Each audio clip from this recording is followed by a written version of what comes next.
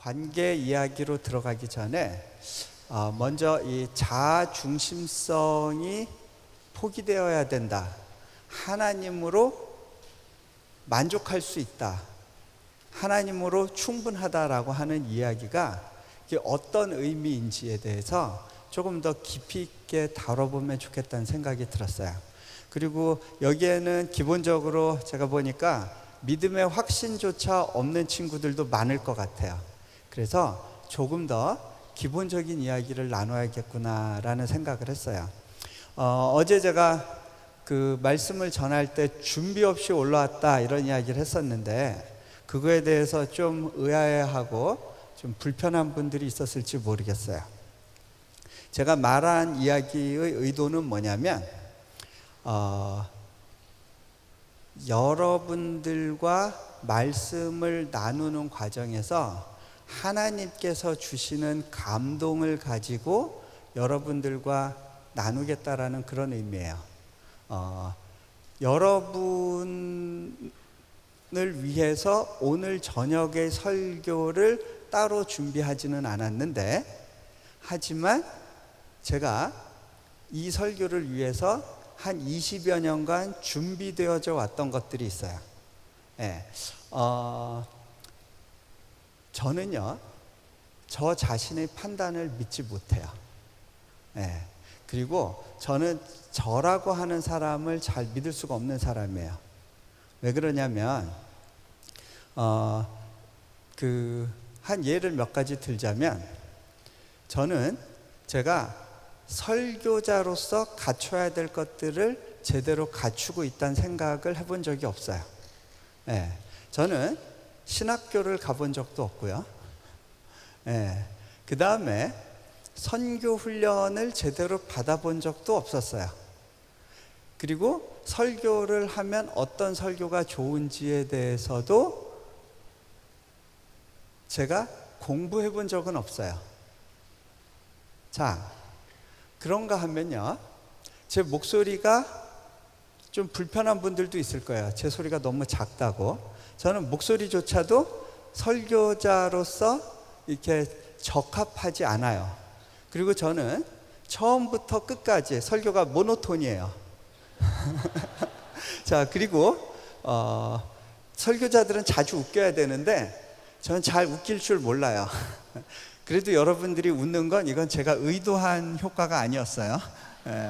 자, 저는 제가 사역에 적합해서 하나님이 부르셨다고 생각하지 않아요. 어떤 분들은 절 보고 글을 참 잘 쓴다고 이야기하는데 저는 제가 글을 잘 쓴다고 생각해 본 적이 없었어요. 중고등학교 때 제일 싫어하는 게 글쓰기였어요. 뭐 독후감 쓰는 거, 일기 쓰는 거, 뭐 백일장 나가는 거 너무너무 싫었어요. 제가 글을 잘 쓴다는 생각을 해본 적이 없었는데 어느 날 글을 써야 하는 상황이 됐고 하나님께서 제 안에 어떤 마음의 감동을 주셨어요. 그리고 쓰게 됐는데 저는요, 내려놓은 책이 진짜 안 팔릴 책이라고 생각했기 때문에 너무 편하게 쓸 수 있었어요. 만약에 그 책이 굉장히 많이 팔리고 반향이 좋을 거라는 생각을 했었으면 쓰지 않았을 거예요. 더군다나 그 책은 안 팔릴 거라고 하는 확고한 믿음이 있었기 때문에 제가 거기에 나오는 사람들을 다 실명 처리하고 말았어요. 어차피 안 팔릴 책인데 그거 뭐 이렇게 물어봐서 뭐 이름으로 넣네 마네 이렇게 얘기할 필요가 없을 거라고 생각했는데 나중에 책이 막 판매되면서 너무 당황했어요. 자, 무슨 얘기를 하려고 하느냐면 저 자신을 보면 저를 믿을 수 있는 부분이 없어요. 하나님이 저를 사용해 주시는 것 자체가 기적이에요. 정말 준비가 안 된 사람인데 하나님이 사용하세요. 그렇기 때문에 때로는 하나님이 저를 잘 사용하도록 하기 위해서 저 자신의 생각과 노력을 비우는 것이 필요할 때가 있어요. 어떤 사람은 좀 노력 좀 해라 그러시는 분들도 있을지 모르겠어요, 하나님이. 예. 근데 저희 경우는 제 노력을 죽이는 것이 하나님께서 저를 사용하시는데 더 편하실 수 있다는 것을 배우고 있어요. 예, 그런 의미예요. 예를 들어서 이렇게 한마디를 했을 때 그것이 이해되기 위해서는 이런 컨텍스트가 필요하잖아요. 근데 이거를 다 설명을 해야 이해되는 그룹이 있을 수 있기 때문에 제가 조금 더 천천히 설명하면서 가겠다고 오늘 마음을 먹은 건데요. 자, 어제 하나님과 우리 사이에 관계가 있었는데 하나님이 그걸 위해서 우리를 만드셨는데 죄 때문에 관계가 끊어지게 되었다고 이야기를 했죠. 자, 이 끊어진 관계를 회복시키기 위해서 오신 분이 예수님이라고 했어요. 그런데 이 관계 속으로 들어가기 위해서 우리에게 요구되는 것이 있어요. 믿음이에요. 믿음은 관계의 실제를 경험하게 하는 능력이에요. 성경에서 그렇게 정의 내리진 않았어요. 성경은 그 믿음이 뭔지를 보여주기 위해서 믿음으로 살아간 사람들의 삶의 모습을 보여줘요. 그런데 거기서 추출할 수 있는 공통된 부분이 있어요. 믿음은 하나님과의 관계를 실제적으로 살아갈 수 있도록 하는 다이나믹이라는 거예요. 능력이라는 거예요. 여러분이 믿음이 있으면 하나님을 경험하게 돼요. 자, 그런데요, 죄라고 하는 것은요, 하나님과 우리 관계를 끊어요. 그게 뭐 때문에 그러냐면, 죄는 기본적으로 자기 중심성을 갖게 해요. 그러니까 자기 중심성, 그 자체가 죄덩어리인 거예요. 우리의 자아가 죄로 물들어서 이 죄만 싹 씻어버릴 수가 없어요. 이 자아가 같이 죽어야 돼요. 자, 예를 하나 들면요. 제가 한 번은 미국에서 미국 교회를 간 적이 있었는데 어느 교회에서 이제 예배를 드리는데요. 보통 미국 교회는 어린아이들과 어른이 같이 예배 드려요. 아이들을 위해서 먼저 설교를 하고 그 다음에 아이들은 이제 성경 공부하러 가고 어른들을 위한 설교를 하게 돼요. 앞부분은 어른과 아이들이 같이 예배를 드려요. 네, 우리나라는 너무 세대 간의 단절이 많고 그거를 교회에서조차도 이렇게 강조하고 그런 경향이 있는 것 같아요. 자, 그러다 보니까 여러분이 중고등부 예배드리다 대학부로 바로 올라와서 좀 힘들었을 거예요. 내 스타일 아니야 그러고. 네. 자, 그때 한 목사님이 앞에 나와서 어린이들을 위해서 설교하는데 어떤 재킷을 입고 있었어요. 그러면서 아우 덥다, 너무 더워 그러고 가고 있었어요. 그때 한 선생님이 앞에 나와가지고 목사님 왜 그렇게 덥다고만 그러세요? 옷을 벗으면 되잖아요. 아 그렇죠. 근데요 제가 이 옷을 벗을 수가 없어요. 너무 부끄러워요. 왜요? 실은요 이 안에 너무 부끄러운 게 많아요. 그러는데 보니까 네, 뭐 지방살 때문에 그런 게 아니고 셔츠에 그 스카치 테이프로 신 이렇게 뭐가 종이들이 붙어 있는 거예요. 너무 부끄러워요. 내 안에 신이 너무 많아요. 그러니까 이분이 괜찮아요. 좋은 방법이 있어요. 그러면서 옷 벗어보세요. 부끄러워하지 말고 딱 옷을 벗었어요. 그러고 난 다음에 어린아이들을 불렀어요. 얘들아 이리 앞에 나와서 이 목사님한테 붙어 있는 죄를 떼주자. 그러니까 아이들이 막 나와서 막 그걸 떼줬어요. 어린이 여러분 잘 보셨죠? 여러분들이 예수님 앞에 여러분의 죄를 보이면 예수님께서 이렇게 깨끗하게 씻어주실 거예요. 그러고 막 박수하고 들어갔어요. 너무 쉽죠? 근데 저는요, 그 설교를 듣고 있는데 오히려 마음이 좀 아팠어요. 왠지 아세요? 우리 죄가 그렇게 쉽게 싹 씻어질 수 있는 거면 얼마나 좋겠어요. 예수님 용서해 주세요. 싹 씻어지든가요? 여러분이 죄의 유혹을 이길 힘이 생기던가요? 자, 저희 아이가 사춘기가 되면서 이제 고민이 시작됐어요. 그 고민이 뭐냐면, 하루는요, 아빠 몰래 어떤 잘못을 한 게 있었어요.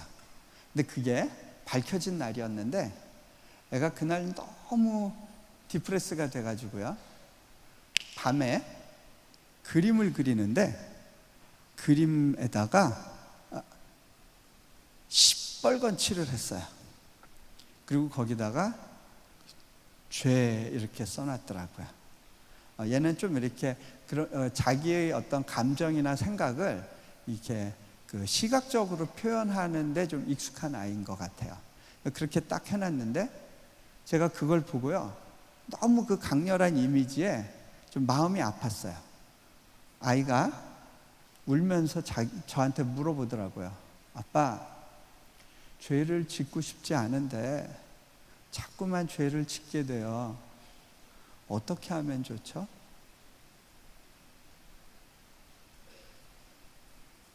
여러분, 어떻게 하면 될까요?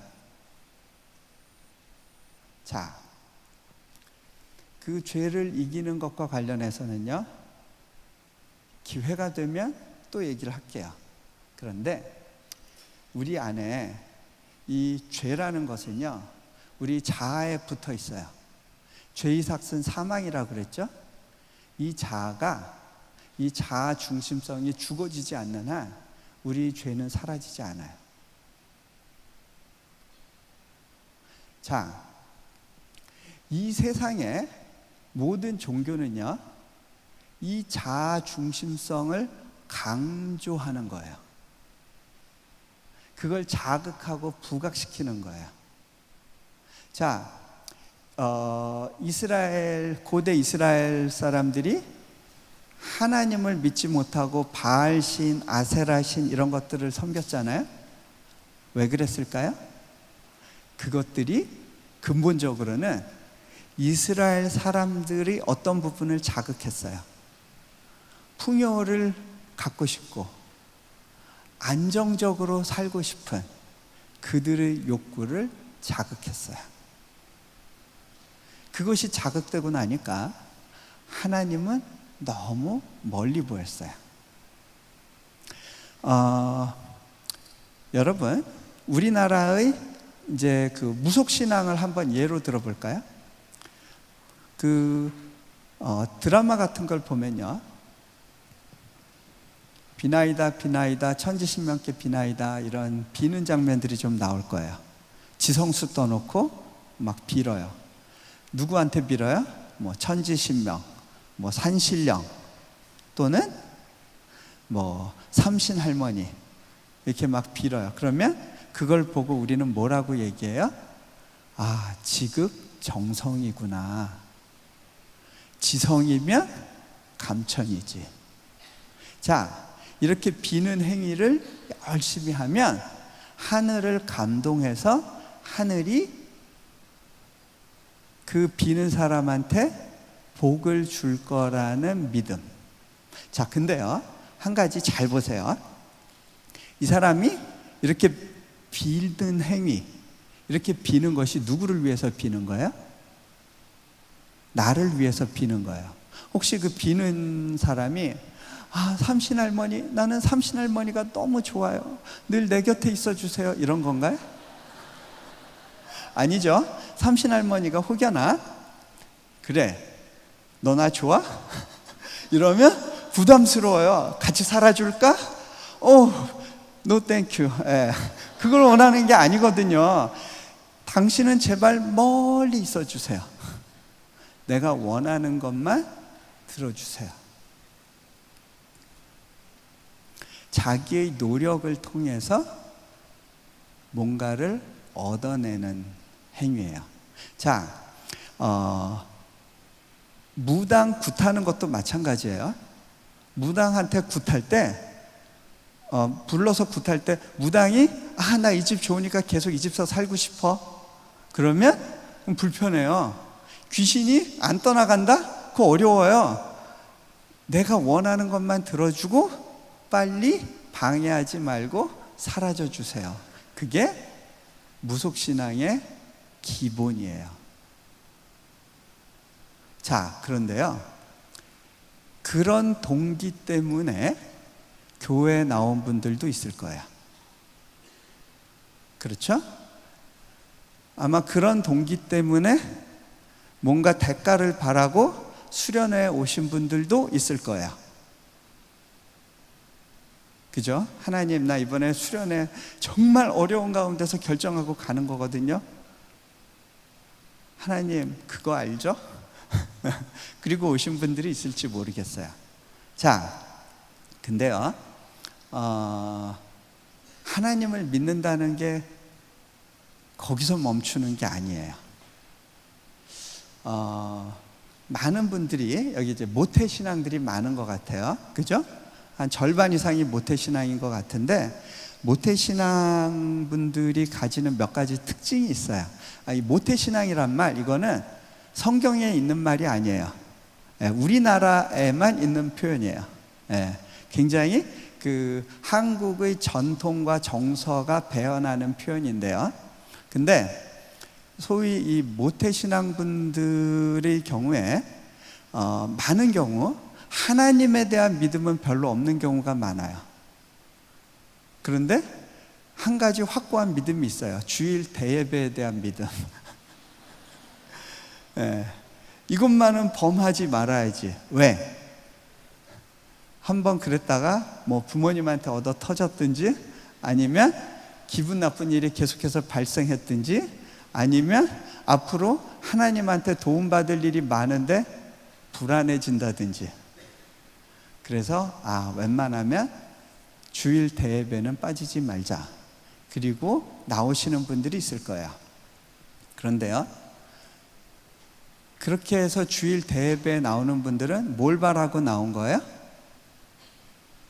내가 이렇게 시간을 사용한 거에 대한 대가. 그죠? 내가 이렇게 잘 나와 드리니까 하나님 내 안전 챙겨주시고 내 성적 관리해 주시고, 뭐가 좀 있죠? 근데 제일 중요한 거가 하나 있어요. 받아야 될 대가로 제일 중요한 거 하나. 그게 뭐예요? 구원. 소위 천국 가는 거. 그래, 내가 막차 타고라도 천국은 가야 될 것 같아. 그런 생각 때문에 교회를 나오시는 분들도 있을 거예요. 근데요, 그런 생각으로 도장 찍으려고 교회 나오는 분들은요, 이상하게 예배 시간에 졸려요. 그죠? 설교 시간에 설교는 귀에 안 들어오고 졸려요. 그런 사람을 위로하는 전설이 하나 내려와요. 졸더라도 교회에서 조는 것이, 좀 영적인 분위기 속에서 자는 것이 유익하다라고 하는 전설이에요. 자, 그렇게 해서 버티고 있는 분들한테 제가 오늘 굉장히 안 좋은 소식 하나를 들려드릴게요. 그건 뭐냐? 그 지겨운 예배를 버티고 이렇게 막 꾸벅꾸벅 졸고 있는 분들, 안 좋은 소식이 뭐냐? 그분들이 가려고 하는 천국은 어떤 곳이에요? 영원토록 예배하는 곳이에요.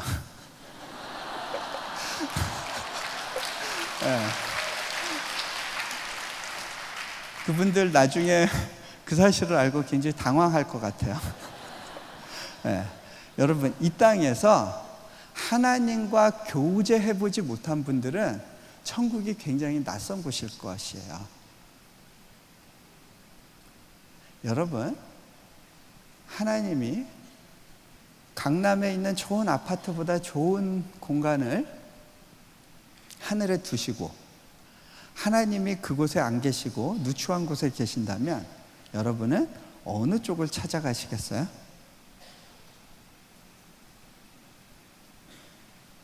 천국은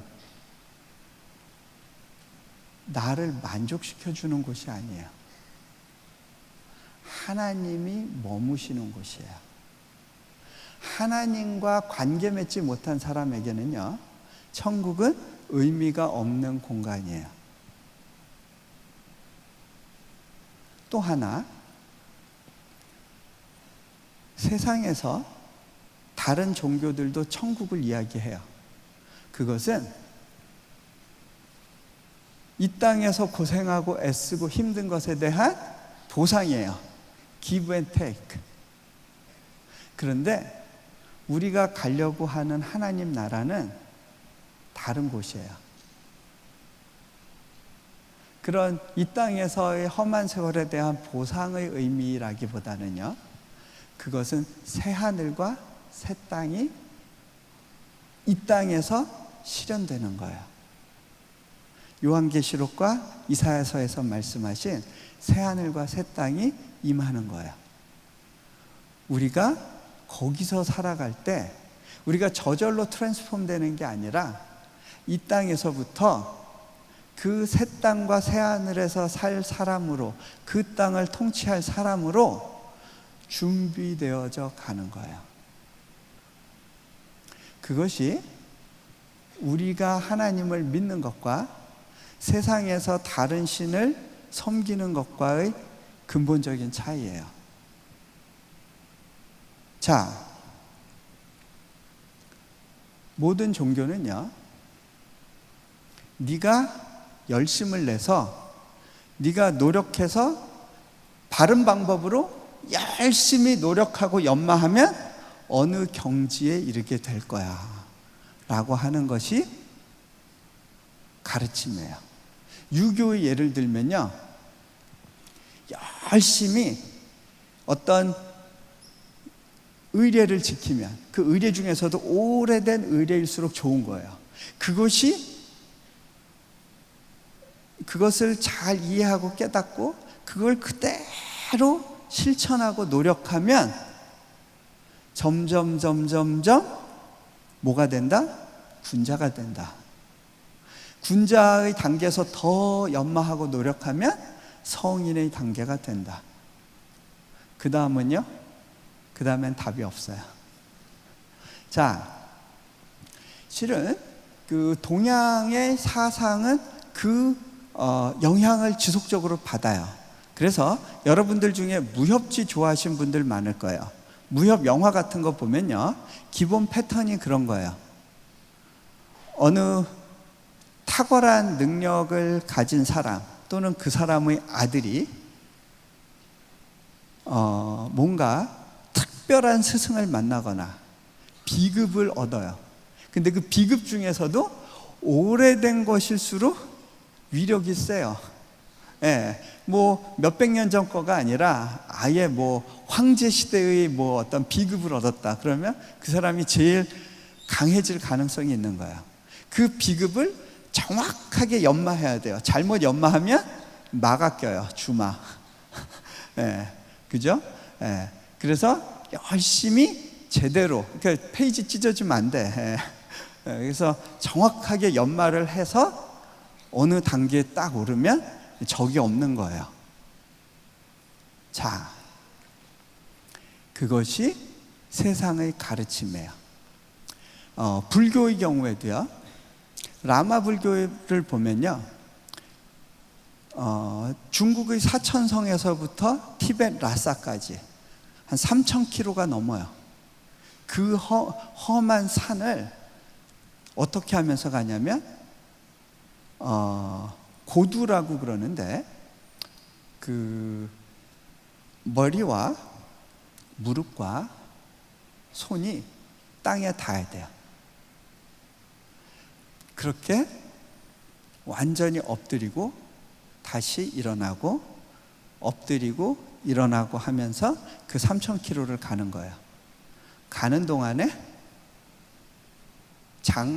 가죽 장갑을 준비해 가는데 5개가 다 헤어져요. 머리에 혹이 나요. 그렇게 하는 이유가 뭐예요? 그렇게 해서 죄를 씻겠다는 거예요. 이렇게 죄를 씻으면 다음 경지로 갈 수 있지 않을까. 어떻게 보면 참 숭고한 행위인 것 같아요. 그런데요, 하나님의 입장에서 보면 이것은 굉장한 자만이에요. 왠지 아세요? 내 노력으로 내 구원을 얻겠다는 거예요. 내 노력으로 사겠다는 거예요. 그런데요, 우리가 믿는 성경은 뭐라고 이야기하느냐면 우리의 노력으로 우리 스스로를 이 자아 중심성에서 벗어나고 죄에서부터 이기게 할 수 있는 방법이 없어요. 그것은 위로부터 오는 은혜를 통해서만 해결될 수 있는 문제예요. 우리 안에는 우리 죄를 이길 능력이 없어요. 내가 아무리 노력한다고 해서 내 자아 중심성을 극복할 수가 없는 거예요. 자, 모든 종교는 이렇게 볼 수 있어요. 여러분, 제가 보면 하나님이 이 땅을 창조하신 원리를 보면요, 이 궤도라는 것이 있어요. 이 원자도 보면 그 핵을 중심으로 전자가 돌아요. 그리고 이 우주도 보면 태양을 중심으로 행성들이 돌아요. 또 행성을 중심으로 달이 돌아요. 궤도라는 것이 있어요. 그죠? 예. 그 인간의 관계에서도 궤도라는 게 있어요. 그런데 이 세상의 종교는 자기가 중심이 돼서 신을 돌리는 거예요. 신을 끌어들여서 내가 원하는 방식대로 내 편리대로 원하는 것을 얻어내는 것. 그것이 이 세상의 종교가 갖고 있는 기본적인 원리예요. 반면에 하나님을 믿는다는 건요, 내 자아 중심성이 포기되고 하나님에게 내가 궤도 맞춤이 되어서 하나님을 중심으로 도는 거예요. 자, 그런데요, 이거는 여러분들 그렇게 사십시오라고 내가 이야기한다고 되는 것이 아니에요. 여러분한테는 하나님께 나의 궤도를 의탁하고 맞출 능력이 없어요. 그런데 그것이 가능한 유일한 방법이 믿음이라는 거예요.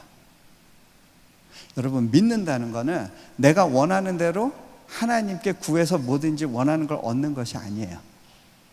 하나님과 연결될 때 나는 하나님 중심으로 돌게 되는 거예요.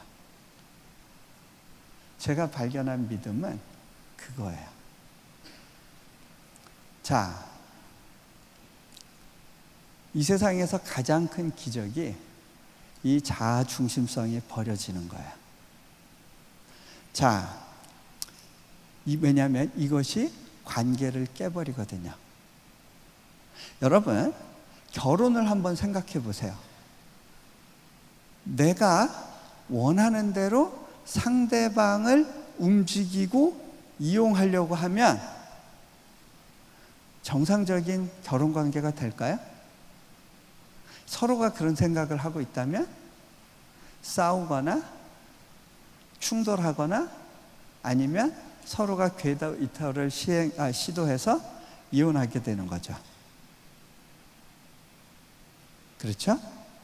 관계 속에 들어간다는 건 뭐냐면 내가 그 사람의 필요에 맞추는 거예요.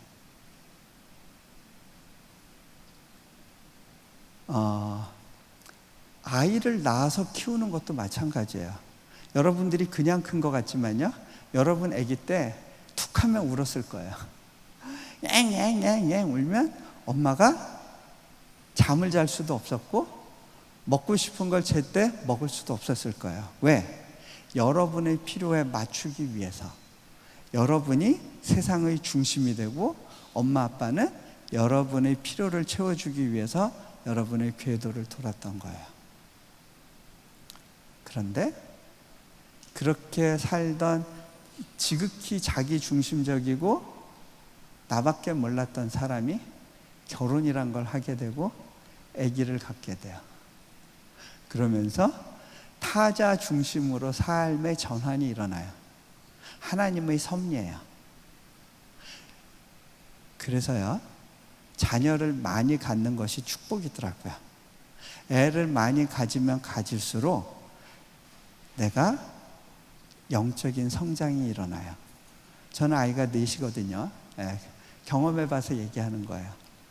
더 많은 스트레칭이 일어나요. 이 세상 사람들은 그게 싫어서 아이를 갖고 싶어 하지 않아요. 결혼을 뒤로 미뤄요. 왜? 나의 자아를 다치지 않고 살아가는 방법에 익숙한 거예요. 자, 오늘 믿음에 대한 이야기를 좀 할게요. 내가 죽어지는 믿음, 이게 뭔가? 오늘 본문을 조금 더 이따 읽고요. 제가 한 가지 이제 경험적으로 있었던 일 하나를 이야기할게요. 제가 몽골에 간 지 1년이 채 안 된 어느 시점이었는데요. 내려놓음의 짐이라는 책이 이제 나오게 된 한 계기가 된 사건이었어요. 그거는 언제 있었냐면, 제가 몽골 국제대학교에서 섬기다가 중국에 출장을 나오게 됐어요. 제가 중국어를 할 줄 알았기 때문에 이제 중국 북쪽 저기 몽골 자치구가 있어요. 내몽골 자치구. 거기에 몽골 학생들을 이제 선발해서 몽골 국제대학교에 장학금을 주고 데려가려고 제가 거기에 나와서 몽골계 학교를 컨택하고 거기서 학생들 인터뷰하는 일을 하고 있을 때였어요. 제가 북경을 통해서 지나가고 있었는데 그때 코스타라고 하는 이제 유학생들을 섬기는 수련회가 있어요. 근데 그 수련회 이제 제가 그게 월요일부터 금요일까지 열린다는 사실을 알고 그러고서는 그 내몽골에 들어가 있었는데 첫날 잠을 자고 새벽에 눈을 떴을 때 이제 기도하라는 하나님의 부담이 있었어요. 그래서 기도를 하고 있었는데 기도 중에 하나님께서 제 마음 가운데 강한 임프레션을 주셨어요. 그건 뭐였냐면 제가 코스타에 가서 말씀을 전하게 될 거라는 거예요. 그래서 이 북경에서 열리는 코스타에 가야 된다는 거였어요. 저는 그거에 대해서 굉장히 좀 마음이 불편했어요. 첫 번째로 저는 내몽골 지역에서 할 일이 많았거든요. 근데 그거를 중단하고 그 멀리 북경까지 또 기차를 타고 하룻길을 가는 거가 부담스러웠어요. 불편해하는데 하나님이 그런 마음을 주세요. 너는 내 종이라고 그러지 않았니? 종이 왜 자꾸 네가 할 일, 주인 일 따로 구분하고 있니? 왜 북경의 유학생들은 네가 맡은 사명이 아니라고 생각하고 있니? 이제 그런 마음을 주세요. 그런 가운데 제가 갈 수 없다고 이렇게 생각한 이유가 또 하나 있었어요. 그건 뭐냐면 그때가 중국의 노동절 기간인데 당시 노동절은 보통 5일에서 6일을 쉬어요. 전국적으로 이 노동하는 인민들이 집으로 돌아가는 귀향 행렬이 굉장히 많은 그런 때예요. 마치 우리나라 구정이나 추석 같은 때예요. 그런데 기차표가 없어요. 제가 기도하고 있을 때가 화요일 아침이었는데 일찍 출발한다고 그래도 수요일 날 출발하는 거거든요. 기차표가 있을 경우에 기차를 3번 타야 되니까 하루길이 걸려요. 하루가 걸리는데 기차표가 없으면 목요일 날이 아니라 금요일 날 도착할 수도 있는데 금요일 오전에 모든 행사가 끝나거든요. 이거는 상식적으로 말이 안 되는 거예요. 하나님 표가 없어요. 갈 수가 없는 상황입니다. 기차표 3개를 어떻게 다 동시에 구합니까? 제가 중국 사정도 모르는데. 그런데 하나님이 주신 그 말씀 구절이 있었어요. 떠오른 성경 구절이 여호와의 손이 짧아졌느냐. 네. 자, 그런데 제가 진짜 갈 수 없다고 생각하는 이유가 있었어요. 가봐야 뭐해요. 어떻게 그분들이 저한테 말씀을 전하라고 기회를 주겠어요. 저는 몽골에 선교사로 간 지 1년도 안 된 초짜 선교사고 아무것도 내세울 게 없는, 네트워크도 없고 영향력도 없는 그런 사람입니다. 제가 무슨 수로 거길 가요? 가서 말씀 전할 기회를 어떻게 얻겠어요? 여러분 한번 생각해 보세요. 제가 말씀 전하려고 나오려고 하는데 어떤 분이 하나님이 저보고 말씀하랍니다 그러고 나오면 분위기 이상해지겠죠? 제가 양보할 리가 없죠? 예. 좀 데려가세요 그러겠죠? 예. 코스타 같은 경우는요, 좀 잘 알려지는 분들이 가는, 좀 한국교회에서 영향력 있다고 하는 분들이 가는, 검증된 분들이 가는 데요. 거기다가 보통 최소한 3개월 전에는 강사가 다 선정이 되고 시간 딱 정해져 있어가지고요. 저는 어제 한 10분 초과했는데 만약 그렇게 5분, 2, 3분이라도 초과하죠? 마이크를 꺼버리는 경우가 있어요. 예. 되게 시간을 잘 지키는 수련회로 알려져 있거든요. 그런데 거기 가서 말씀 전할 기회가 있겠어요? 아무래도 헛고생할 것 같았어요. 근데 하나님이 계속 마음에 부담을 주시고 중보하게 하시는데 한 2시간을 씨름했어요. 그러다 제가 이렇게 기도했어요. 하나님, 오늘 중으로 교수님들이 동의해 주시고 같이 간 교수님이 동의하고 그리고 한 학교에서의 일이라도 잘 처리가 되면 제가 내일 아침에 출발하겠습니다. 근데 저는 북경 코스타가 열리는 거기까지는 갑니다. 그런데 제 입으로 말씀 전하러 왔다는 얘기는 못합니다. 예, 거기까지입니다 하고 순종하겠다고 하고 우리 교수님한테 얘기했는데 동의가 됐어요. 그래서 다음날 아침에 북경으로 이제 출발하는 여정이 시작됐는데 간단하게만 얘기하면요, 기차표가 다 기적적으로 구해졌어요.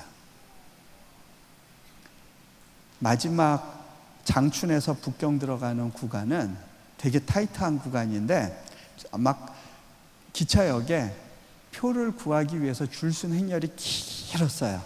그런데 제 앞에서 누군가가 기차표를 반환하는 바람에 제가 표 하나 얻어가지고 그것도 침대 칸 얻어서 타고 다음 목요일 아침에 코스타가 열리는 현장까지 갔어요. 로비에 앉아서 시간을 보냈어요. 이렇게 시계 보면서 몇 분쯤 있다가 집으로 돌아갈까, 언제쯤 가야 되나, 그러고 있었는데 그때 북경 코스타를 진행하는 그 목사님 한 분을 만났는데 그분을 제가 몇 개월 전에 뵌 적이 있었어요. 그분이 실크로드 선교의 사명을 받았다고 그럴 때 제가 옆에서 제가 실은 그쪽 전공자인데요. 이슬람, 중앙아시아, 중국 제가 다 공부했는데요. 그랬더니 이분이 막 너무 좋아했었어요. 그래서 같이 잘해봅시다 했었는데 이분이 그때 저를 보고 굉장히 반가워했어요. 안 그래도 선택 세미나 세션 같은 거 좀 맡기면 좋겠다 생각했는데 오셨네요. 근데 제가 우물쭈물 근데 어떻게 오게 됐냐고 자꾸 물어보셔서 자꾸 우물쭈물 하다가 솔직하게 기도하는데 하나님이 주신 감동에 대해서 살짝 나눴어요. 근데 이분이 그것을 허투루 듣지 않고 그러냐고 제 손을 잡고 강사들이 모인 곳에 이제 같이 가서 아침에 잠깐 교제를 하게 됐어요. 저보고 자기소개를 하라고 그래서 한 10분간 오게 된 경위를 좀 나눴어요.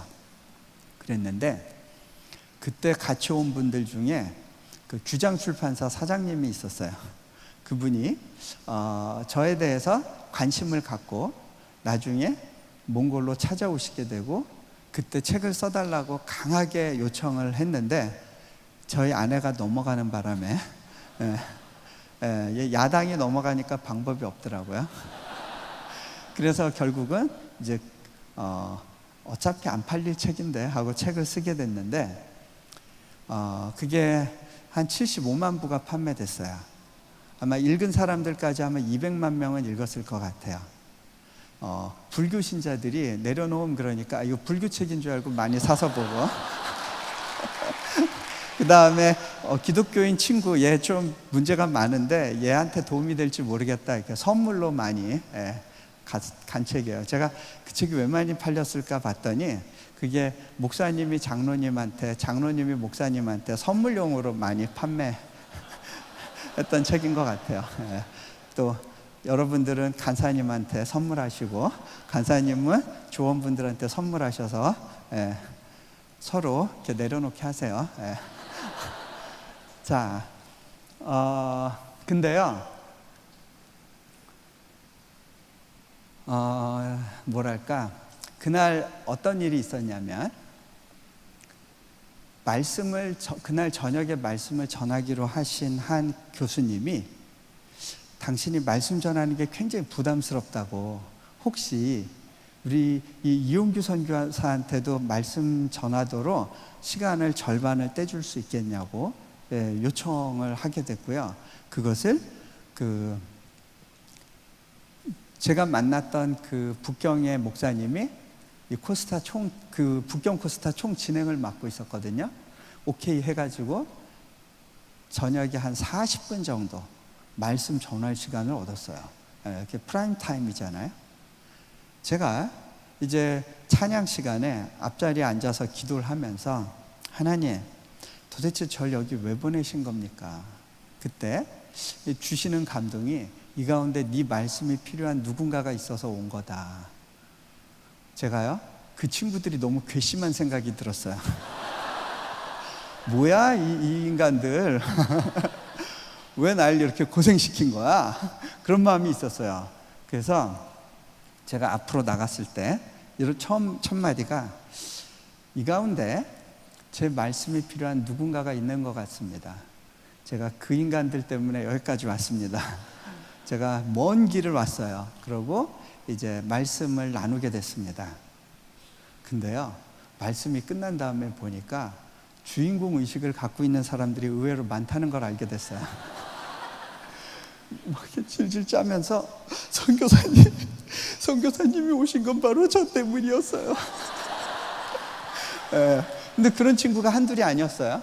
근데 그 친구들이 이제 질문을 하는데 뭐냐면 어떻게 하면 그렇게 하나님과 친밀하게 교제하고 그분의 뜻을 구하고 또 이렇게 또 그 소위 음성을 듣고 이렇게 할 수 있냐고 물어봤어요.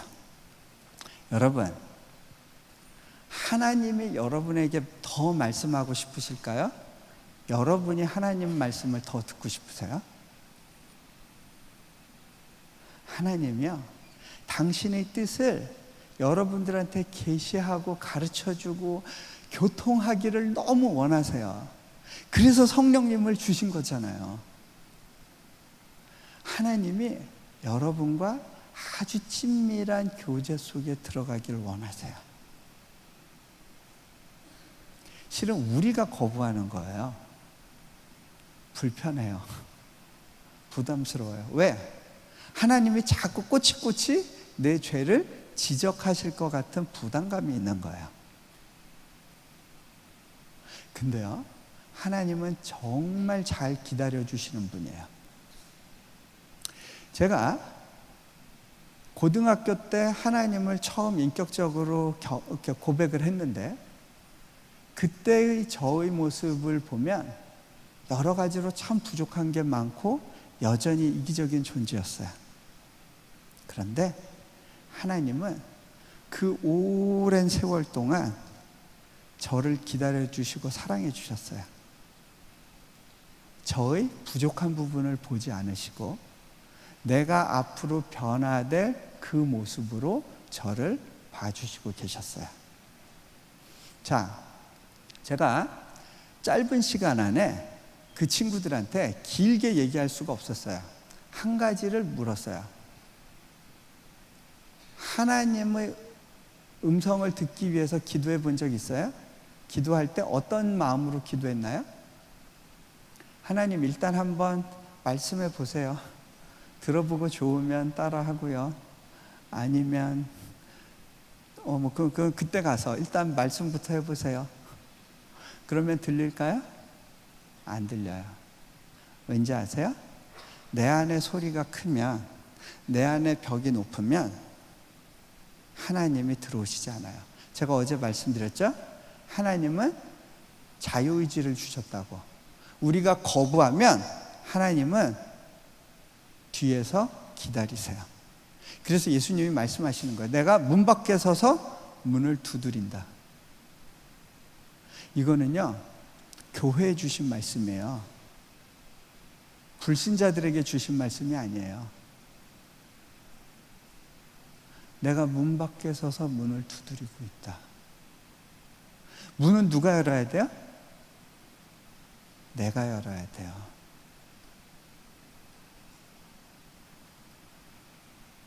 자,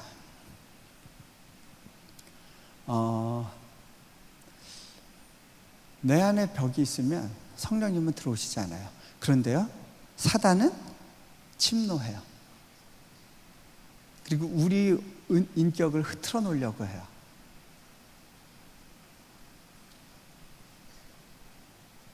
틈을 노려서 파고들어요. 도둑이거든요. 담 넘어 들어오거든요. 예수님은 문으로만 들어가세요. 자, 제가 그때 간단하게 얘기한 게 그거였어요. 만약에 이렇게 기도하면 조금 더 쉽게 문이 열릴 겁니다. 하나님, 무슨 말씀을 하시든지 제가 100% 순종하기 원합니다.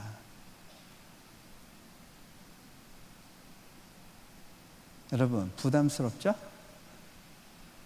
100% 하니까 부담스럽죠? 좀 협상하고 싶죠? 50대 50 하면 안 될까요? 내가 95%까지는 해드릴게요. 이거 웬만한 건 해드릴게요. 근데 그 이상은 요구하지 마세요. 여러분, 그렇게 살았던 사람들이 있어요. 바리새인들이에요. 율법이라고 하는 형식은 지키길 원했어요. 그런데 율법의 정신은 지키고 싶지 않았어요. 율법을 지킬 수 있는 수준으로 내려놓고 그걸로 만족하고 자기가 괜찮은 신앙인이라고 생각했어요.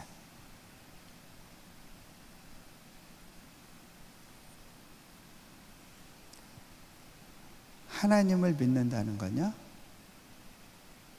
100%예요. 여러분, 한번 생각해 보세요.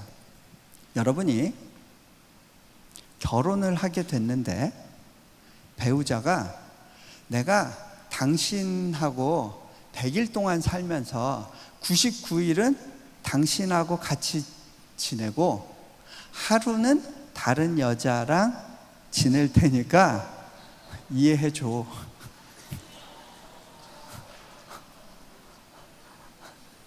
여러분, 그거 말도 안 되죠? 하나님과의 관계도 마찬가지예요.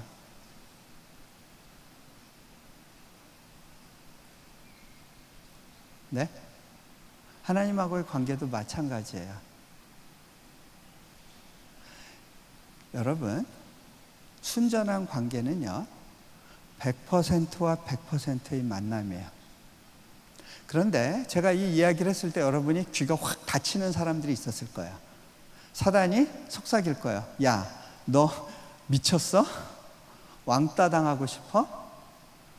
네가 뭐 실력이 있냐 빽이 있냐, 그나마 고분고분 그 상사들 말 들어주고 교수하고 그 선배들 말 들어주면서 그나마 버티고 있는 건데 너 술 안 먹겠다고 버티다가 네 인생 망칠래? 뭐 이런 거. 야, 적당히 해, 적당히. 그런 소리. 그죠?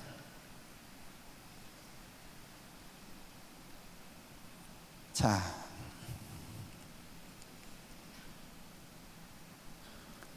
여러분이 하나님과 온전한 교제 속에서 그 관계를 누리기 원한다면 결단이 필요해요. 이 가운데 헌신이 불편하다고 느끼는 분들, 이 장면을 생각해 보시면 될 거예요. 내가 결혼을 앞두고 있는데 이제 그럼 정리해야 될 게 많죠? 뭐 정리해야 돼요? 일단 책상 서랍에서 사진 꺼내서 이렇게 다 찢어야 될 사진들이 좀 생겼을 거예요. 그죠? 예. 근데 이제 요즘은 그런 거 말고 이제 인스타그램에 들어가서 뭐 좀 지우고 페이스북에서 좀 이렇게 다시 이렇게 좀 관리하고, 예, 뭐 지워야 될 사진들이 좀 있었을 거예요. 자,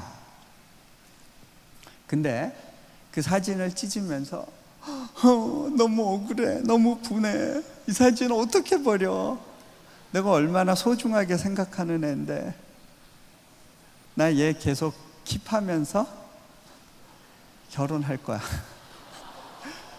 예. 여러분, 지금 여러분이 하고 있는 짓이 그런 거 아니에요?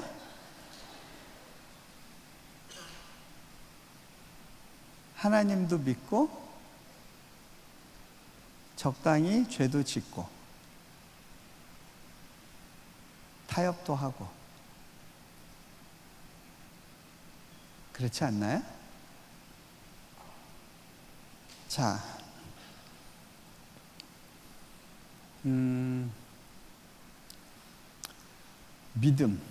믿음에 대한 이야기를 제가 좀 더 하려고 하는데요.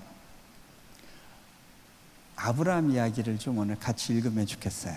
왜냐면요, 이 세상이 타락하고 하나님과의 관계가 깨어진 가운데 하나님께서 이 땅에서 새로운 관계를 시작하기 원하셨어요.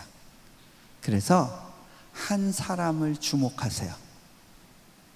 그 사람이 아브라함이었어요. 그 사람이 우리와 특별하게 다른 부분이 있었던 사람은 아니었어요. 그런데 하나님이 부르셨을 때 아브라함은 반응을 했어요. 이 아브라함을 부르셨던 장면을 가지고요, 이 믿음으로 어떤 의미 있는 출발을 한다는 것이 어떤 의미인지를 좀 설명을 할게요. 자, 오늘의 말씀 창세기 12장 1절에서 5절 말씀이에요. 네. 제가 여러분들을 위해서 친절하게 본문을 바꿨어요. 네. 조금 더 여러분 수준에 맞춰서 좀 더 기본적인 이야기들을 나누면 좋을 것 같아요. 창세기 12장 1절에서부터 5절 말씀인데요, 저와 여러분이 교독을 하면 좋을 것 같아요. 제가 먼저 읽습니다. 창세기 12장 1절. 여호와께서 아브라함에게 이르시되 너는 너희 고향과 친척과 아버지의 집을 떠나 내가 내게 보여줄 땅으로 가라.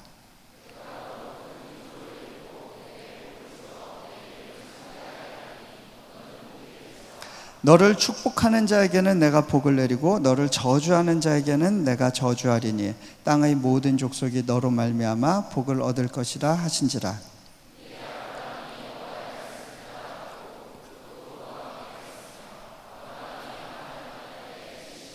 같이 읽습니다. 아브라함이 그의 아내 사레와 조카 롯과 하란에서 모은 모든 소유와 얻은 사람들을 이끌고 가나안 땅으로 가려고 떠나서 마침내 가나안 땅으로 들어갔더라.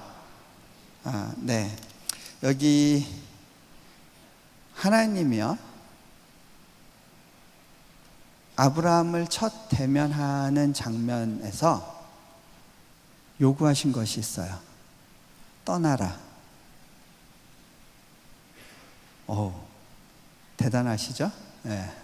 처음에 떠나라고 하셨어요. 하나님이 다른 사람들에게도 초청하셨을지 모르겠어요. 그런데 믿음의 반응을 보였던 것은 아브라함이었을 것 같아요. 자, 아브라함에게 하나님이 너의 고향, 친척, 아버지의 집을 떠나라고 하시는데 이게 무슨 의미일까? 먼저 고향을 떠난다는 건 어떤 의미일까? 저는 고향을 떠난 지 한 20년 됐어요. 한국 21년 차네요. 한국을 떠나서 아내와 같이 이제 여러 나라를 다니면서 지금까지 이사한 횟수가 11번째예요. 네, 메이저급 이사예요. 나라를 바꾸면서 이사를 했어요. 이사를 할 때마다 짐을 많이 가져갈 수가 없으니까 거기서 하나님이 주셨던 것들은 다 나눠주고 이민 가방에 담을 수 있는 것만 담아가지고 떠났어요. 그렇게 여러 번의 이사를 했어요. 나라를 많이 바꾸다 보니까 새로운 언어들을 추가로 배우게 됐고, 제가 인도네시아어를 배울 때 몇 번째 배운 언어인가 따져보니까 10번째였어요. 10개의 언어를 다 잘한다는 의미는 아니에요. 그냥 많이 배워봤다는 거예요.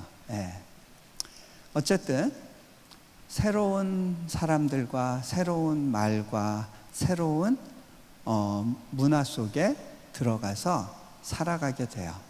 그런데 제가 이렇게 외국에서 살면요, 아무래도 많은 서러움을 겪어야 돼요. 이제 그 중에 하나가 교통사고가 나면 무조건 몽골이나 인도네시아 같은 경우는 무조건 현지인이 이겨요. 뒤에서 받아도 보상받을 길이 없어요. 뒤에서 이렇게 받쳐도 보상받을 길이 없어요. 제가 얼마 전에 한국에서 저 판교 그 톨게이트에서 차를 세우고 돈을 내려고 하는데 뒤에 좀 1.5톤 트럭이 와서 쿵 받았어요. 허걱했어요. 근데 나왔더니 그래서 밖을 이렇게 보고 있는데 거기 계신 그 트럭 운전사가 내려오더니 저 좀 그냥 우리 협상을 할까요? 10만 원이면 되시겠어요? 이러는 거예요. 근데 제가요, 그 말 처음에는 잘 이해가 안 됐어요. 그러다가 그냥 가셔도 될 것 같아요. 좀 차 이렇게 그 범퍼만 좀 찢긴 건데 괜찮아요. 그냥 가세요. 그랬더니 그분이 저한테 우와, 내가 어제 좋은 일 했더니 좋은 분을 만났네 그러시는 거예요. 막 이 톨게이트에서 돈 받는 분도 나와서 보시더니 어머, 정말 좋은 분이네, 좋은 분 그러는 거예요. 제가 졸지에 좋은 사람이 됐어요. 근데요, 제가요 그때 기분이 되게 좋았던 게 왜 그랬냐면 그 인도네시아나 몽골에서는 대부분 모두가 그런 건 아니겠지만 딱 나와봐서 외국인이면 무조건 생트집 잡거든요. 오히려 물어내라고 할 판인데 내 나라니까 딱 보고 자신이 먼저 잘못했다고 말하는 걸 보면서 위로가 오더라고요. 위로가. 자, 외국에서 사는 건요, 뭔가 손해볼 걸 각오하는 삶이에요. 손해보면 죽을 것 같죠? 여러분들 운전하고 가다가 누가 이렇게 탁 앞에 끼어들기만 해도 확 분노가 나죠? 외국에서 살아보세요. 정리가 될 거예요. 저기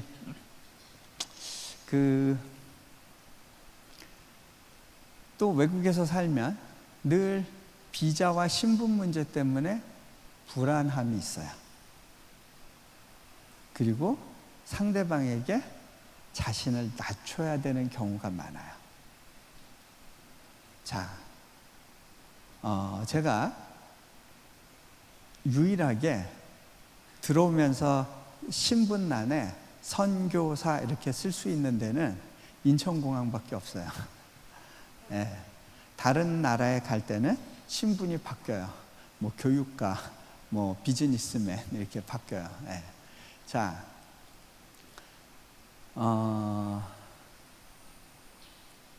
고향 땅을 떠나면 포기해야 될 것들이 있어요. 자, 두 번째로 친척 집을 떠난다는 건 어떤 의미냐면요, 고대 사회에서는요, 친척을 떠나면 보호받지를 못해요. 고대 사회에서 자기가 보호되는 건 이웃 부족이 와서 왜 건드리지 못하냐? 건드리면 눈에는 눈, 이에는 이. 우리 친족들이 가서 똑같이 보복해 주거든요. 그런데 이 친족을 떠나게 되면 자기를 보호해 줄 사람이 없어요. 그냥 무방비 상태로 노출되는 거예요. 자, 제가 미국에서 살다가 몽골로 들어갈 때 제가 살던 집에서 차로 15분 안에 미국에서 가장 좋은 병원 10개 중에 4개가 모여 있었어요. 나름대로는 의료 혜택을 많이 보고 살았거든요. 그런데 저희가 몽골로 들어갈 때 큰애가 44살, 둘째가 생후 6개월이었어요. 아내에게 있어서 다른 건 괜찮은데 한 가지 걱정이, 몽골의 의료 환경이 너무 안 좋으니까. 그 당시에는 몽골에 인큐베이터가 딱 2개가 있었어요. 외국에서 가져온 건데, 하나는 고장이 나서 작동이 안 됐고, 또 하나는 작동법을 아는 사람이 러시아로 이민을 가서 작동시킬 줄 모른다고 그렇게 얘기를 들었을 정도로 맹장수술 후유증으로 죽는 사람이 많았어요. 자, 그런 환경 가운데 가서 아이들을 키워야 되는 거에 대해서 아내가 걱정이 많았어요. 그때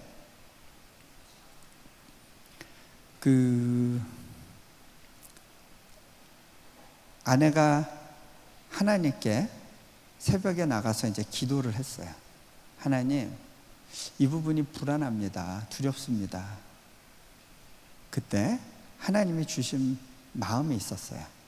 뭐였냐면, 너 미국에 있으면 안전할 것 같니? 한국에 가서 살면 안전할 것 같니? 몽골에 있다고 안전하지 않은 게 아니야. 내가 너와 함께 하는가가 중요하지 않니? 자, 아내가 아멘 고백을 했어요. 그리고 몽골로 들어갔어요. 아이들이 이렇게 하고 몽골에 들어갔으면 애들이 아플까요? 안 아플까요? 애들은 여전히 주기적으로 아파요. 그런데 때로는 기도하기도 하고, 때로는 어떤 특별한 도움을 입기도 하고, 그렇게 해서 아이들이 큰 위험 없이 자랄 수 있었어요. 여러분, 이게 바로 제가 말씀드린 그거예요. 내가 스스로 나를 보호하려고 하지 않는 거. 왜? 하나님으로 충분하니까. 내려놓는다는 건 뭘 내려놓는 거냐면, 나 스스로 나를 보호하고 나를 높이려고 하는 노력을 중단하는 걸 말해요.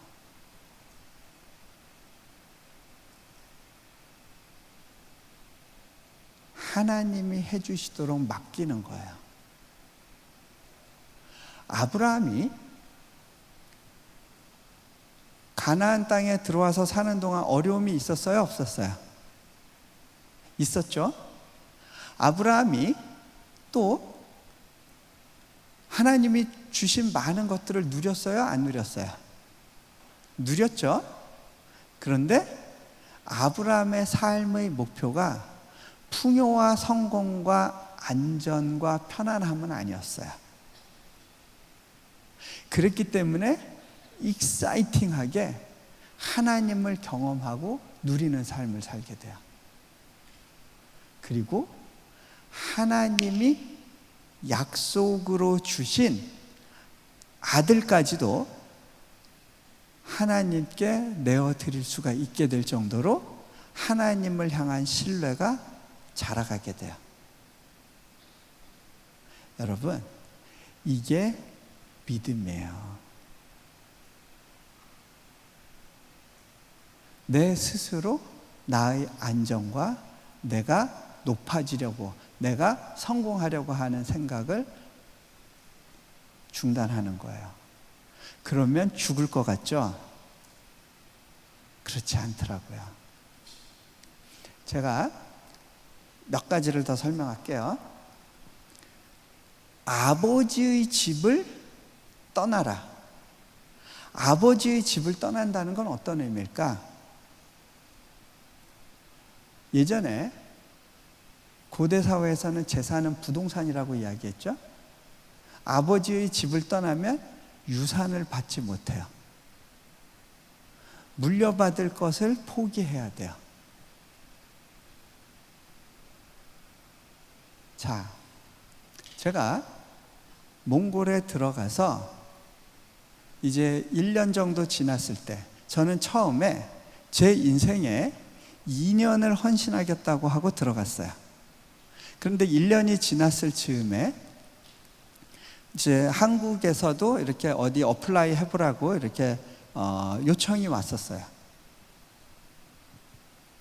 아, 내가 어디로 가서 자리를 잡을까 이런 걸 고민하면서 기도를 하기 시작했는데 뜻밖의 하나님께서 제게 주신 말씀이 너 여기 좀 더 있어주지 않을래? 근데요, 제가 그 초청에 대해서 굉장히 기뻤어요. 정말요? 하나님 더 있어달라고요? 그럼 그러죠 뭐. 아주 단순하게 반응할 수 있었어요. 왜? 제가 그 짧은 1년 동안 하나님이 얼마나 신실하신 분인지를 경험할 수 있었기 때문에 그래요. 하나님 그러죠 뭐. 어떤 분은 저희한테 물어보세요. 제가 보스턴에서 만난 어느 목사님이 저한테 이렇게 물어보셨어요. 선교사님, 선교사님이야 선교사에게 잘 일어나니까 뭐 이렇게 만족할 수도 있겠지만 선교사님 사모님은 거기서 너무 고생하고 힘드실 것 같아요. 그 말을 했어요. 그때 제가 아내가 해준 말을 들려드렸어요. 저의 아내가 이렇게 얘기하던데요. 여보, 내가 미국에서도 살아보고 한국에서도 살아보고 또 몽골에서도 살아봤는데 사는 건 다 거기서 거긴 것 같아요. 내가 부르심을 받은 땅이 어디인가를 확인하고 거기에 있는 것이 가장 나를 행복하게 만드는 것이라는 사실을 고백할 수 있어요. 그 얘기를 해드렸더니 이 목사님이 당황하면서 어떻게 그럴 수가 있죠? 제가 그분을 좀 도와드려야겠다고 생각을 해서 이런 이야기를 했어요. 목사님, 우리 몽골 사람들이 한국에 와서 일을 하고 돌아가면 못 잊는 것이 있습니다. 한국의 맛인데 이 3가지가 있습니다. 첫 번째, 삼겹살. 두 번째, 김치. 세 번째, 신라면. 이 몽골 음식이 단순해서 이 매운맛, 그 자극적인 맛에 길들여지면 그거 없이는 못 사니까 한국 식당이 비싼데도 일주일마다 거기 가서 털어서 먹는 거예요. 자, 이 하찮은 음식도 길들여지면 그거 없이는 못 삽니다. 그런데 성경에 보면 너희는 여호와의 선하심을 맛보아 알지어다라고 되어 있습니다. 그 맛을 한번 본 사람은 중독성이 너무 강해서 그 맛을 잊을 수가 없습니다. 네.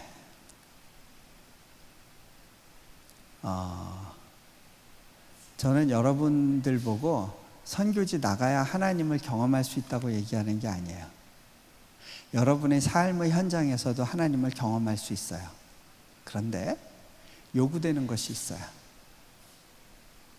여러분이 벼랑 끝에 서봐야 돼요. 믿음으로. 용기를 가지고. 믿음의 훈련은요, 번지점프랑 비슷해요. 여러분 번지점프 해보셨어요? 해보신 분? 오, 예, 용감한 분들이 좀 계시네요. 번지점프 한 사람들의 이야기가 올라갈 때도 부담스럽지만 제일 아찔한 순간이 이게 탁 튀어내린 다음에 줄이 끝까지 간 다음에 이렇게 탁 튀어오를 때래요. 어디로 튈지 모르니까 그게 그렇게 사람을 불안하게 한대요. 우리는요, 우리가 다음 스텝을 확실히 이거가 맞아라고 생각할 때 한 발을 떼는 경향이 있어요. 뭔가의 힘에 이끌려서 끌려가는 거에 대해서 본질적으로 불안감을 느끼게 돼 있어요. 내가 갈 길은 내가 결정해야 된다는 생각이 있어요. 그런데 뭔가의 힘이 확 낚아챌 때 오싹한 거죠. 자, 하나님이 우리를 이끄시는 믿음의 삶은요, 이 번지점프와 유사한 부분이 많아요. 저도 제 인생의 중요한 순간에 여러 번 번지점프를 해봤는데 그 번지점프를 하면 계속 떨어지는 것 같은데 어느 순간 정신 차리고 보면요, 제가 떨어졌던 번지점프대를 위에서 내려다보고 있어요. 그리고 나서 또 떨어지는데 그러고 나서 정신 차리고 보면요, 제가 그거보다 더 높은 자리에서 옛날의 내 모습을 조망하게 돼요.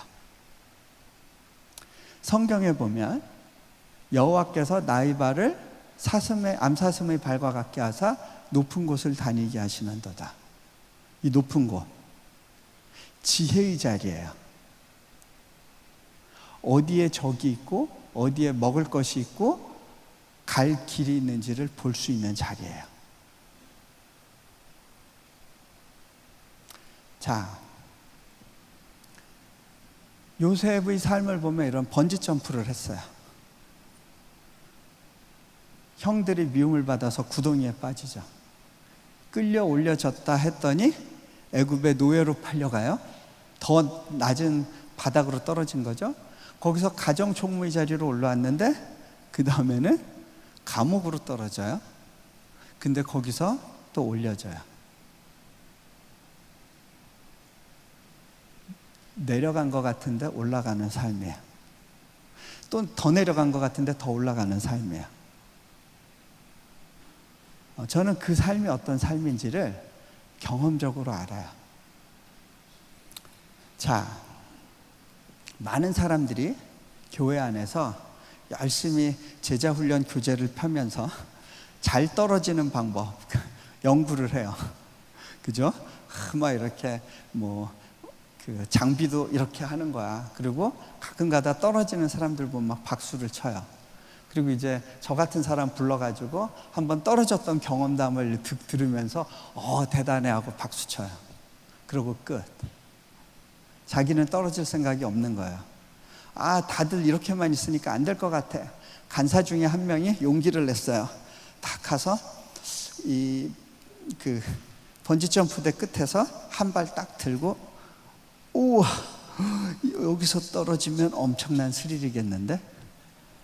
그러고 있을 때 꼭 그 말썽꾸러기 조언이 있죠. 일어나가지고 살금살금 가서 오악 하는 사람, 너 진짜야? 물어보는 거죠. 오악 할 때 그때 밀어줘서 고마워 하고 뛰어내릴까요? 안 그래도 힘이 모자랐어. 그러나요? 뒤로 확 물러서죠. 한마디 하죠. 이 장난치지 마. 여러분, 장난이었던 거죠.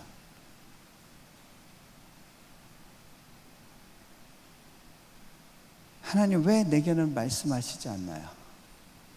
왜 내게는 그렇게 멀게만 느껴지나요? 벼랑에서 떨어지는 용기가 없었던 거예요. 그래야 밑에서 받고 계시는 하나님을 경험할 수 있는데, 그냥 시도 때도 없이 떨어지라는 게 아니에요. 하나님이 부르신다고 느끼는 타이밍이 있어요.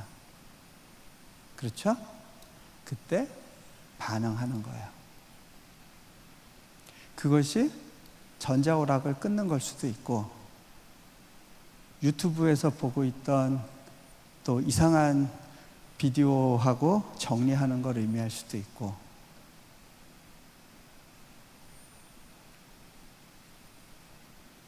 첫 발을 떼고 뛰어내리는 거예요. 나를 익숙하다고 느끼게 하고 나를 중독 속에 집어넣고 있는 안전지대로부터 나오는 거예요. 자, 제 인생에서도요, 여러 번의 번지 점프가 있었어요.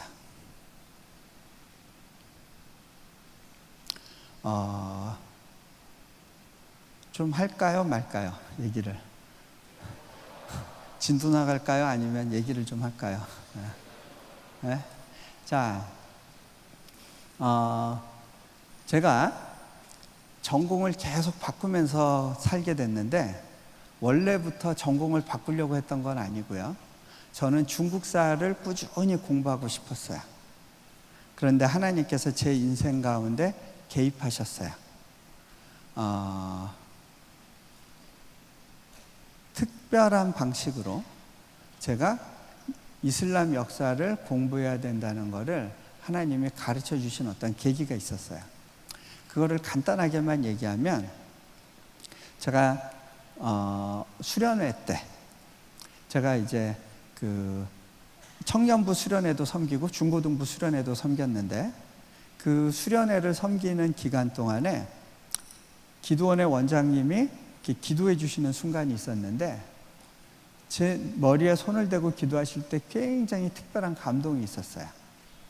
근데 그분이 저를 위해서 기도하시는데, 하나님, 이 학생의 유학의 문이 열리게 해주십시오. 학문의 길에서 하나님께 영광 돌리는 일이 있게 해주십시오. 제가 깜짝 놀랐어요. 이게 뭐야? 어떻게 이분이 내가 마음속에 둔 기도 제목을 놓고 기도를 하시지? 의아했어요. 이분이 나중에 저를 위해서 따로 불러서 기도하시다가 물어보셨어요. 학생, 유학을 어디로 가고 싶은가? 저는 중국사를 전공하니까 미국으로 가겠다고 했어요. 그런데 그분이 미국도 좋지만 영국도 좋겠는데, 지나가는 말로 그렇게 하시는데, 제가 그 말을 듣고, 영국이 왜 나와? 내 전공엔 전혀 관계가 없는 나라인데 그냥 유명한 나라 하나 더 말씀하신 거겠지? 잊고 있었어요. 제가 이제 유학 준비를 차근차근히 해서 그 지도 교수님을 찾아가서 유학 가고 싶다고 했는데, 지도 교수님이 야, 네 분야는 유학 갈 필요 없어. 한국에서 해도 충분한데 못하러 가려고 하니 그냥 여기 남아 있어라. 내 밑에서도 충분히 할 수 있어. 추천서를 안 써줄 분위기예요. 제가 너무 낙담이 됐어요. 근데 그분이 이런 말을 했어요. 너 그냥 석사 논문이나 잘 쓰고 있어라. 그러고 독일로 안식년을 가셨어요. 제가요, 굉장히 마음이 무너졌어요. 왜? 하나님은 보내신다고 했는데 이 지도 교수가 막는 거예요. 근데요, 제가 왜 힘들었는지를 돌이켜보면 왜 힘들었을까요? 제게 있어서 지도 교수님의 존재가 굉장히 중요했어요. 그분의 인정을 받는 게 저희 대학 생활의 목표였던 것 같아요. 그분이 드라이빙 포스였어요. 여러분, 한번 이 장면을 생각해 보세요. 여러분이 대학에서 학점 관리 잘못해서 쫓겨나게 됐다.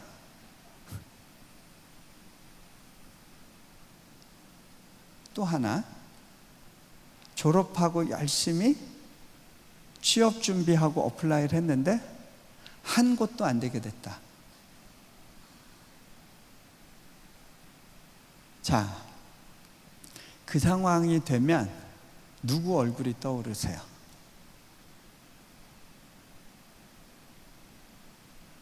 네? 누구 얼굴이 머릿속으로 그려지실 것 같으세요? 여러분이 주님, 나는 당신의 것입니다. 나는 당신의 자녀입니다. 라고 이야기를 하더라도 여러분은 뭔가 다른 힘에 의해서 움직여지고 조종되는 사람들이에요.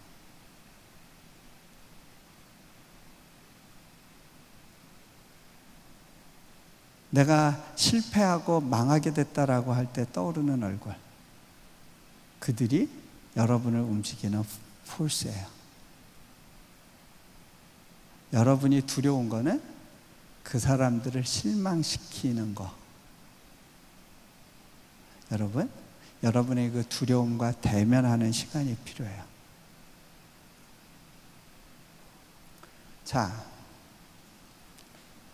제가 얘기하는 게 딴 사람들이 얘기하는 거하고 좀 다른 것 같아요. 자, 저에게 있어서 드라이빙 포스는 지도 교수님이었어요. 그분이 그렇게 얘기하시니까 굉장히 낙담했고 절망감에서 기도하기 시작했어요. 그런데 이 교수님이요, 나중에 마음이 바뀌셨어요. 독일에 안식년 갔다 중간에 들어오셨는데 저를 만나서 이야기를 하세요. 그 사이에 이분이 교회를 다니게 됐고요. 나중에는 성령 체험도 하시고, 그리고서는 사랑의 교회도 다니셨어요.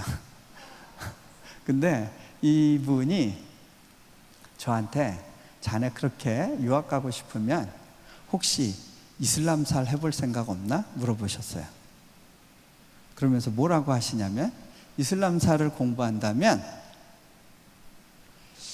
미국도 좋지만 영국도 좋겠는데, 제가 들었던 그 말씀을 교수님의 입을 통해서 확인했을 때 아하, 뭔가가 있겠구나. 그리고 기도하기 시작했어요. 근데 여러분, 석사과정까지 공부하던 것 그만두고 새로운 분야로 박사과정 공부하러 가면 받아줄 학교가 별로 없겠죠. 그죠? 제가 중국사를 위해서 막 사서삼경도 막 외우다시피 공부하고 막 중국어 공부하고 이래놨는데 그거 다 버리고 새로운 분야로 하려면 너무 힘들겠죠. 하던 걸 하면 미국 애들하고도 경쟁이 될 텐데 새로운 분야로 간다는 건 엄두가 안 났어요. 하나님, 이 길이 맞습니까? 기도할 때 제게 도전으로 오는 성경 구절이 있었어요. 그게 뭐냐? 히브리서 11장 말씀인데요. 8절인가요? 아브라함은 부르심을 받았을 때 갈 바를 알지 못하고 떠났다는 거예요. 갈 바를 알지 못하고라는 단어가 제게 와서 부딪혔어요. 여러분, 오늘 말씀에도 보면요, 내가 너에게 지시할 땅으로 가라. 이미 지시한 땅이 아니에요. 다 보여주고 가라는 게 아니에요. 그냥 지시할 테니까 가라는 거예요. 그게 믿음이더라고요. 그렇게 제가 그 도전 가운데 반응하기로 결정했어요. 뭐 망할 때 망하더라도 주님께 맡기겠습니다. 하나님이 길을 여셨어요. 하버드 대학교에서 저를 오라고 했고, 그래서 하버드 대학교에서 박사과정 공부를 하게 됐어요. 공부하는 과정이 쉬웠을까요? 어려웠을까요? 너무 어려웠어요. 그런데 하나님의 특별한 개입이 있으셨어요. 궁금하시면 내려놓은 책을 참조하세요. 왜냐하면 제가 이 짧은 시간 안에 이걸 다 얘기할 수가 없어요. 예. 제가 하고 싶은 이야기가 많은데 제 얘기만 하다 보면 이게 안 되니까 궁금하시면 책 참조. 책 팔려고 그러는 거 아니에요. 안 사도 돼요. 자,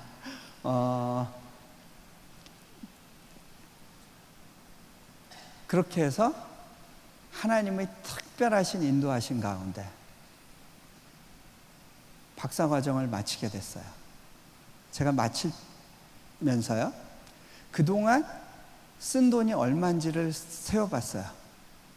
제가 장학금을 받긴 했지만 가족이 둘이 같이 공부하고 애 낳아서 키우는 데는 그거보다 훨씬 많은 재정이 필요했어요. 그런데 놀라운 사실은 저희가 돈을 쓰지 못한 적이 없다는 거예요. 항상 은행 잔고에 100불 이상이 남아 있었어요. 쓸 거 다 쓰고 돈이 남은 거죠. 제가 보스턴에서 나중에 학위를 마치고 몽골로 가기 전에 이제 차 팔고 여행하고 그리고 한국에 딱 도착해서 몽골로 들어가기 전에 딱 100불이 남더라고요. 늘 100불을 남겨주셨어요, 하나님이. 늘 모자라지도 않고 특별히 많이 남지도 않고. 여러분, 뭐가 생각나세요? 광야에서의 뭐가 생각나세요? 만나가 생각나시죠? 그날 먹을 것만 하나님이 주세요. 왠지 아세요? 광야 생활의 졸업은 뭘 통해서 되는 줄 아세요? 하나님으로 충분합니다라고 하는 고백을 통해서 졸업이 되는 거예요. 그 전까지는 하루하루 하나님의 공급에 의존하는 훈련을 하는 삶이에요. 여러분, 이게 진짜 제자 훈련이에요. 하나님의 광야 훈련, 광야에서의 다루심.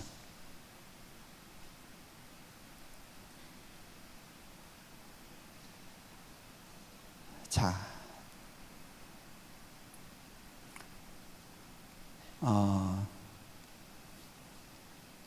아내가 박사 공부를 하기로 결정하고 어플라이를 했는데 한 명문대학교에서 오라고 초청을 했어요. 그런데 등록금을 한 절반 정도는 면제를 해주는데 나머지는 저희가 내야 되는 상황이었어요. 아내가 또 새벽에 나가서 기도했어요. 하나님께서 인도하신 공부의 과정인데 우리가 재정적으로 지금 등록금을 낼 수가 없습니다. 왜 우리에게 100% 장학금을 안 주시고 이런 시간들을 주십니까? 물으면서 기도하고 있었어요. 새벽 기도하다가 아내가 하루는 들어와서, 저는 애 보고 있었고요, 저한테 이런 이야기를 하는 거예요. 여보, 우리 양가 부모님이 재정적인 능력이 없다는 사실이 너무 감사하다는 생각을 하게 됐어요. 웬 뚱딴지 같은 소리냐고 물어봤어요. 그랬더니 아내가 뭐라 그러냐면, 우리 부모님이 재정적인 능력이 없었기 때문에 내가 오직 하나님으로부터 오는 것만을 바라고 기도할 수 있게 되었기 때문이에요. 여러분, 이게 믿음이에요. 여러분 부모님이 빵빵 밀어주지 못하는 거에 대해서 이제 주님이 일하실 차례입니다 하고 기뻐하는 거. 사회적으로 상황이 막 암울하다 그러고 어렵다고 할 때 주님의 공급하심을 믿습니다 하고 반응하는 거. 이게 믿음이에요. 이게 주님과 관계 맺는 것이고요. 이걸 통해서 내가 움켜쥐고 내 중심적으로 살려고 하던 삶의 변화가 일어나기 시작하는 거죠. 그냥 하나님께 기도했더니 하나님이 주셨다, 거기서 끝나는 게 아니라 나를 의지하던 사람이 하나님을 의지하는 삶으로 변화되어 가기 시작하는 이 과정 속에 있는 거, 이게 믿음이라는 거예요. 자,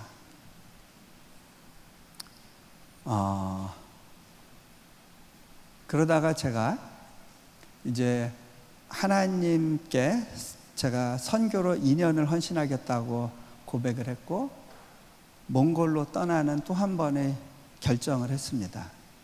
제가 그동안 쌓았던 커리어와 학위와 모든 것을 포기하고 다시 번지 점프하는 시기였습니다. 거기서 또 특별한 하나님을 체험했습니다. 이제는 몽골에서의 사역이 점점 편해지기 시작했습니다. 이제 사역도 알려지고, 그래서 저로 인해서 학교 와서 섬기겠다고 하는 사람들도 많아졌고요. 학교가 어느 정도 이렇게 궤도에 오르기 시작했습니다. 이제는 일하는 게 쉬워졌어요. 왜냐하면요, 제가 아는 사람들 리스트 중에 몽골의 엘벡두르치라고 하는 대통령도 있었어요. 이제 그분 야당 당수 시절부터 만났는데 이제 대통령도 되고, 이제 뭔가 할만하겠다. 그랬던 시기에 하나님이 불편한 마음을 주셨어요. 이제 네가 여기서 할 일이 없다. 제가 볼 때 할 일이 많은데요. 떠나야 된다. 제가 없으면 학교가 어려워질 텐데요. 학교가 너를 의지하지 못하게 하겠다. 하나님, 그러면 떠나서 어디로 가죠? 갈 곳은 말씀을 안 하셨어요. 지시할 땅으로 가라. 또 한 번 떠나기로 결정했어요. 갈 곳은 모르고. 그런 가운데 떠나고 난 다음에 하나님께서 인도네시아 땅을 보여주셨어요. 그리고 거기로 옮겨갔어요. 계속해서 이런 과정으로 하나님께 전적으로 맡기고 살아봤어요. 그런데 행복하더라고요. 하나님이 누구신지, 우리에게 어떻게 역사하시는지를 저는 삶으로 배울 수 있었어요. 자, 이제 슬슬 마무리를 해야 될 것 같은데요. 이렇게 떠나는 아브라함한테 하나님이 약속한 것이 있어요. 너를 축복하는 자에게 내가 축복하고 너를 저주하는 자를 저주하겠다. 복을 주시는데요. 이 복을 주시는 이유가 뭘까요? 하나님의 계획은요, 아브라함 혼자 복 받고 끝나는 삶이 아니었어요. 아브라함이 복을 받음으로 해서 그 복이 세계 열방 민족에게 흘러가는 거였어요. 너로 인하여 모든 열방이 복을 얻게 하겠다. 하나님의 계획이었어요. 근데 이 복을 받으려면 어떻게 해야 돼요? 복 없는 땅으로 가야 돼요. 여러분, 한국 사람들은요, 복에 대한 관심이 많아요. 근데 그 복이 다 어떤 건 줄 아세요? 편안한 걸 복이라고 생각해요. 안녕하세요라는 인사는 뭐예요? 무고하십니까? 밤새 별일 없으면 그게 안녕이에요. 자, 칠복이라고 그러나요? 이빨 아프지 않은 게 칠복 중에 하나다 그러죠? 하여간 아프지 말아야 돼요. 무병장수, 이게 복이에요. 그래서 중국도 그렇고 한국도 그렇고, 중국은 완세이 뭐 이러고 한국은 만세라 그러죠. 만수무강하옵소서. 만수무강이라는 게 뭐예요? 편안한 삶이 오래오래 지속되는 걸 복이라고 생각을 해요. 그런데 하나님이 주려고 하는 복은 그거하고 달라요. 야곱을 보세요. 하나님의 복을 받았죠? 그 사람이 말년에 뭐라고 고백해요? 130년 험한 세월을 살았습니다. 험한 세월. 복을 받은 사람에게 험한 세월이 덤으로 주어져요.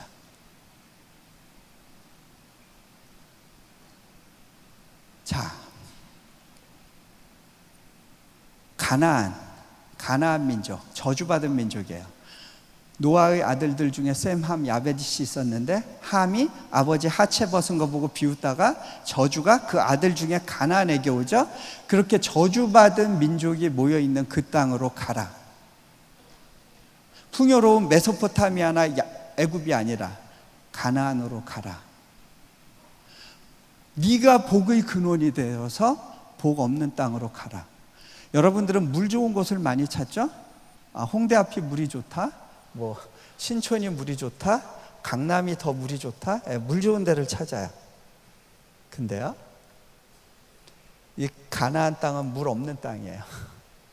그래서 롯의 목자하고 아브라함의 목자하고 싸워요. 롯이라고 하는 사람은요, 풍요를 따라 사는 삶을 살았어요. 이민을 와서도 그랬어요. 그랬기 때문에 이 사람은 뭘 봤어요? 나중에 갈라서자 그럴 때 아브라함이 네가 좌하면 난 우하겠고 네가 우하면 좌하겠다 그럴 때 어디가 풍요로운가를 보고 소돔과 고모라 땅을 보니까 그 땅이 풍요롭고 물이 많아서 여호와의 물된 동산 같았더라. 아하, 여기야. 풍요를 따라 들어가요. 여러분, 풍요를 따라 들어가는 삶은요, 거기에 먹혀요. 여러분, 대학에 들어간 이유가 뭐예요? 직장 생활하는 동기가 뭐예요? 내가 대단한 사람이란 걸 인정받기 위해서 아니에요? 여러분, 그 마음으로 들어가면 그 문화에 먹혀버려요. 여러분이 좋은 직장 가야 돼요. 그리고 성공 필요해요. 그런데 그것이 무엇을 위한 거냐는 거예요. 동기. 룻은요, 자기를 위해서, 자기가 편안하고 안전한 삶을 살기 위해서 그 땅에 들어갔기 때문에 그 땅에서 의인으로 살질 못했어요. 거기에 먹혔어요. 그 문화에. 그러니까 딸들이 그 동네 남봉꾼하고 교제하게 내버려 두고요, 그렇게 문란한 시간들을 보내게 하니까 나중에 딸들이 어떻게 돼요?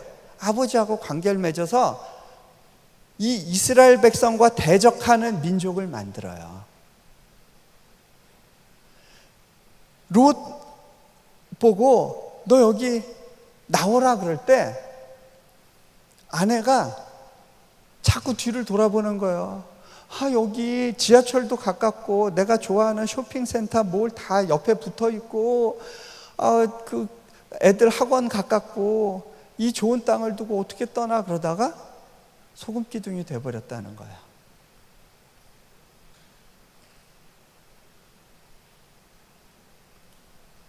자, 두 갈래 삶의 갈림길에서 달라져요. 그렇죠? 근데요, 아브라함을 그렇게 떠나보내신 이유가 뭘까? 아브라함에게서 바랐던 것이 무엇일까? 제가 그것만 이야기하고 오늘 말씀을 맺겠습니다. 제가 인도네시아 땅에 가서요, 처음에 하나님으로부터 내가 하나님께 순종하고 갔으니까 하나님께서 아주 특별한 놀라운 역사를 보여주실 줄 알았어요. 근데 몇 년을 조용히 잠잠히 기다리면서 도저히 이루어지지 않을 것을 꿈꿔야 됐어요. 인도네시아에 가서 보니까 여기선 대학 세우는 게 너무 어렵게 보였어요. 너무 많은 돈이 필요한 것 같고 너무 많은 인력이 필요한 것 같은데 나는 가진 것이 없는 거예요. 그리고 이 나라에서는 너무 오래 기다려야 된다는 생각을 했어요. 아무것도 일어나지 못할 것 같은 그런 시간대 속에 있었어요. 그때 제가 마음이 낭망한 가운데 주일 예배를 드리게 됐는데 마침 현지인 지체들이 나와가지고 주 품에 품으소서 그 찬양을 부르는 거예요. 근데 제가 그 찬양을 듣다가 속으로 하나님, 저도 좀 안아주시면 안 될까요? 그런 고백을 했어요. 저도 좀 안아주시면 안 되나요? 그런데요,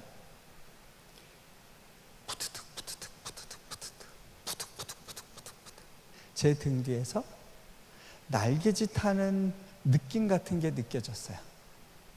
푸드득 푸드득 푸드득 푸드득. 주님, 당신이신가요? 제가 그렇게 딱 묻는 순간 제 눈에서 눈물이 팍 터졌어요. 제가 주체할 수 없이 울었어요.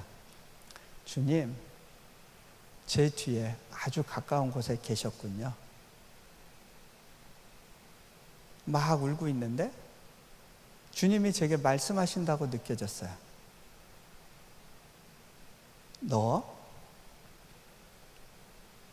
네가 여기서 다람쥐 쳇바퀴 도는 삶을 사는 것 같고 아무런 돌파도 일어나는 것 같지 않고 여기서 네가 이렇게 시간을 계속해서 소비하고 있는 것 같이 느껴지는 그때라도 너 나만으로 만족할 수 있겠니? 제가 그때 이렇게 고백했어요. 주님, 이렇게 안아주시는 거 이것만으로도 충분합니다.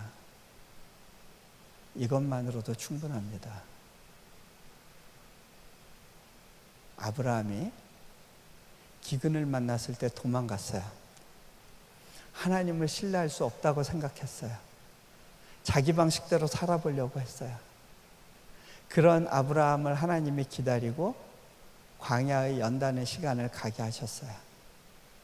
거기서 아브라함은 특별한 하나님을 경험했고요. 결국 아이를 갖게 됐어요. 하나님의 약속으로 받은 그 아이, 하나님이 그 아이를 달라고 하셨을 때 아브라함은 기꺼이 드릴 수 있었어요. 왜? 하나님을 경험할 수 있었기 때문에 그래요. 그분이 누구신지를 알았기 때문에 그것이 아브라함의 믿음이 됐어요. 자, 이제 이 시간에 같이 기도하면 좋겠습니다.